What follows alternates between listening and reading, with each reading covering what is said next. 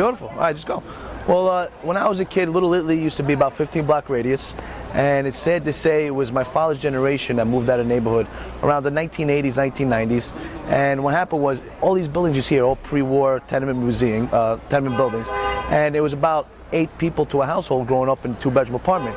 And nowadays you have you got businessmen, artists, musicians coming in, and they're just rooming up, because nowadays down here it's about $3,000 for a 1-bedroom apartment, 2-bedroom apartment.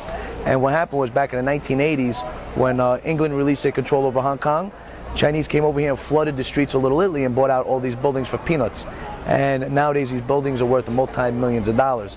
And unfortunately nowadays there's very few Italian natives still in the neighborhood, and Chinatown just kind of engulfed it.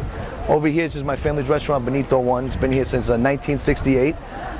Chef's been here close to 30 years, so there's still some Italians in the neighborhood. I myself, I live in my grandma's apartment on Prince Mulberry.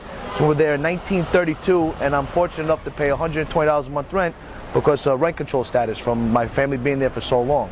And I mean, nowadays, Little Italy just shrank, and what you see now is one big tourist trap. It's just 3 blocks of restaurants, cafes, and souvenir shops.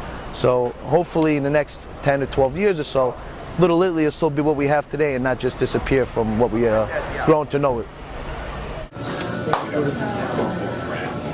I'm sorry.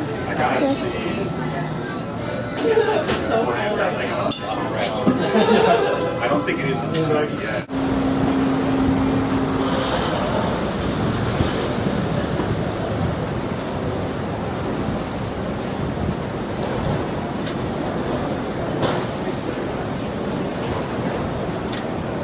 I'm a student and I live on Lafayette Street, so the housing here is quite affordable, and for the most part I do feel quite safe. But however, when it gets dark at night, it can be really lousy. So sometimes I find like having a difficult time trying to fall asleep, and especially if you're like a night person studying here, it can be a little difficult as well.